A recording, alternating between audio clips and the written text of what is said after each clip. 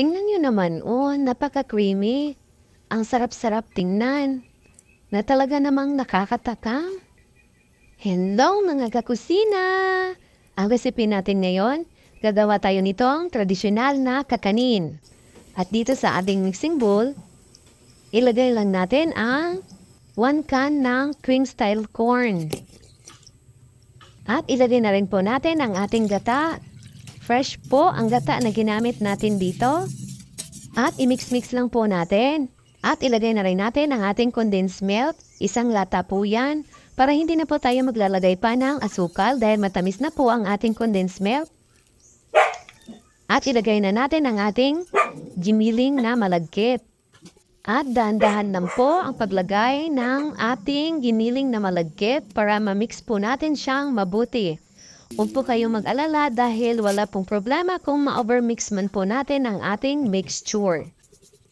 At eto na po, na-chip na po natin ang tamang consistency. At dito sa ating kawali, ilagay na po natin ang ating mixture.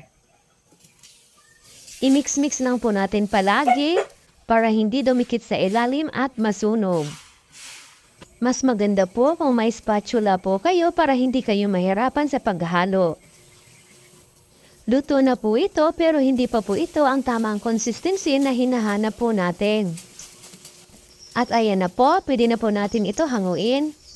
At dito sa ating lalagyan, naglagay lang ako ng dahon ng saging. At nagpahid din pala ako dyan ng butter. Napakasarap nito pang merienda at pwede nyo rin ito pagkakitaan. At lagyan lang natin ng cheese. Kung nagustuhan nyo ang ating recipe, pakipollow na lang po ang ating page at pa-share ang video. Maraming salamat po! Ang daming cheese! Ang sarap! Cheese lover din ba kayo? Ako? Adik ako sa cheese. Charot! Sa cheese pa lang, ang sarap-sarap na. Nakagawa na ba kayo nito? At ganito rin ba ang proseso nyo? Pa-comment naman po kung ano pa ang kulang dito sa ating kakanin. Tara, tikman na natin. Ayan, oh, napaka-creamy. Ay, ang sarap! Walang halong etchus, ang sarap talaga niya. Malinamnam. Hanggang sa susunod po!